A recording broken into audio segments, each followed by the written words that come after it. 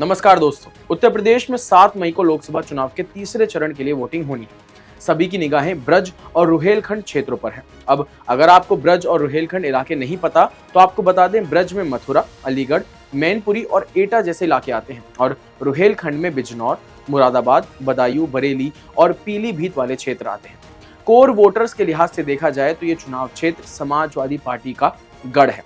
यादव मुस्लिम बाहुल्य वाली इन 10 सीटों को इसलिए ही यादव लैंड के नाम से भी जाना जाता है। हालांकि पिछले 2 चुनाव से अपने इस खास मैदान में अखिलेश यादव और उनकी पार्टी को अपेक्षित सफलता नहीं मिल पा रही है। इस बार के लोकसभा चुनाव में भी अगर समाजवादी पार्टी यहाँ की सीटों पर जीत का परचम नहीं लहरा पाती है तो हमेशा के लिए जमीन खोने का डर रहेगा। तो क्या होगा इस बार तीसरे चरण में उत्तर प्रदेश की सीटों का समीकरण, आइए समझते हैं। एटा, फिरोजाबाद, मैनपुरी, बदायूं और संभल जैसे निर्वाचन क्षेत्रों में यादव मतदाताओं का बाहुल्य यानी तादाद ज्यादा है, जो सैफई परिवार यानी मुलायम सिंह यादव परिवार के लिए समर्पित रहे हैं। इसके साथ ही संभल, आंवला, फतेहपुर सीकरी, आगरा और फिरोजाबाद में मुस्लिम मतदाता निर्णायक भूमिका निभाते हैं। संभल में 50% तो बरेली में 33% आबादी मुस्लिम है।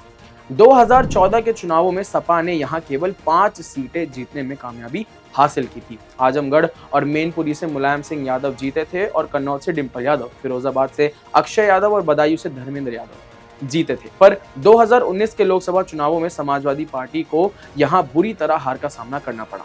ये यादव लैंड में समाजवादी पार्टी का अब तक का सबसे खराब प्रदर्शन था। राजनीतिक विश्लेषकों की माने तो इस बार जिस तरह से पीडीए फॉर्मूला या पार्टी गठबंधन हो, इन सब के आधार पर सपा को विजय दिलाने वाला मुस्लिम यादव समीकरण का प्रभाव काफी कम माना जा रहा है। समाजवादी पार्टी के कोर वोटर्स यादव रहे हैं। बीजेपी और बीएसपी इस बात को परिवारवाद से जोड़कर भी देख रहे हैं।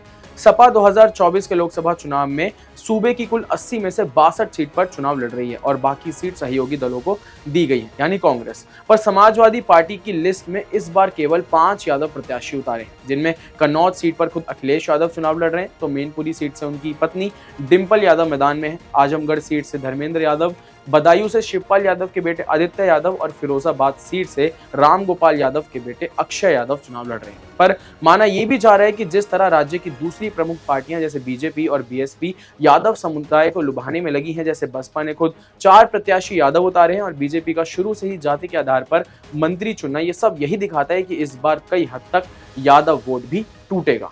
अगर अब बीजेपी की बात करें तो बीजेपी समझती है कि अगर यूपी और बिहार में राज करना है तो समाजवादी पार्टी और आरजेडी जैसा पार्टियों से यादव समाज को छीन लेना होगा। शायद यही कारण है कि मध्य प्रदेश में मुख्यमंत्री का पद मोहन यादव को बनाएंगे। बीजेपी यादव समुदाय में यह संदेश देना चाहती थी कि पार्टी में यादव लोग सर्वोच्च पदों को पा सकते हैं। यही कारण है कि पार्टी ने प्रदेश के यादव बाहुल्य वाले इलाकों में मोहन यादव की विजिट भी करवाई थी।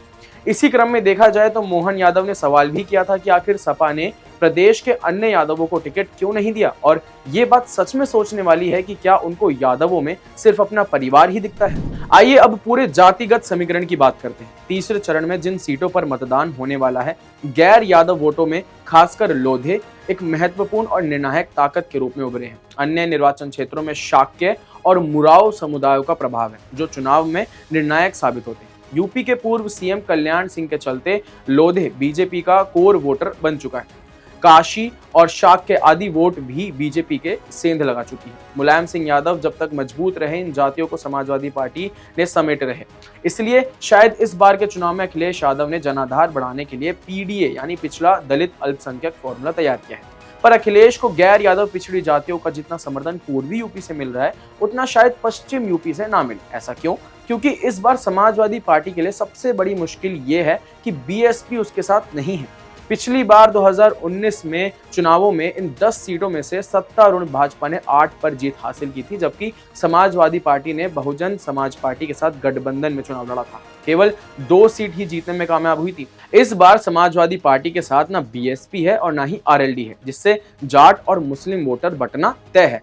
आपको बता दें, समाजवादी पार्टी पहली बार लोकसभा चुनावों में बिना मुलायम सिंह के चुनाव मैदान में उतरी है। शायद इसलिए भी अखिलेश यादव के लिए ये कड़ी परीक्षा है। अखिलेश की राजनीति में कभी कभी ऐसा लगता है कि पार्टी के कोर वोटर्स यादव और मुसलमान भी उनका साथ छोड़ ना दे। ऐसा क्यों कहा जा रहा है? क्योंकि ओम प्रकाश राजभर, संजय निषाद, जयंत चौधरी, दारा सिंह चौहान, केशव देव मौर्य, ये सभी नेता साथ छोड़ चुके हैं और अपना दल कमेरावादी से भी उनका संबंध खराब हो चुका है।